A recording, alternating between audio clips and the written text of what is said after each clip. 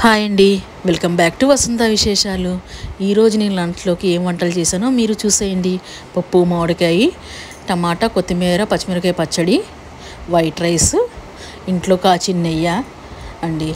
మా ఇంట్లో చిత్రం ఏంటో తెలుసా అండి, మేము నలుగురు 4 సార్లు రైస్ వండుకుంటాం, వేడిగానే తింటాం అన్నమాట. మా పిల్లలకి కాలేజెస్కి వెళ్ళినప్పుడు వాళ్ళకి ఒకసారి వండుతాను. మా వారు 10 o'clock ఆఫీస్కి వెళ్ళినప్పుడు ఆయనకు ఒకసారి బాక్స్లో పెట్టడానికి ఆయనకు ఒకసారి వండుతాను. నేను మధ్యాహ్నం లంచ్లో తింటాకి నేను విడిగా వండుకుంటానండి. మా ఇంట్లో బుజ్జి కుక్కర్ ఉన్నది. ఆ కుక్కర్లో అనమాట, అసలు మా ఇంట్లో కుక్కర్లు చూస్తే మీరు ఆశ్చర్యపోతారండి. మా ఇంట్లో 10 కుక్కర్లు ఉన్నాయి.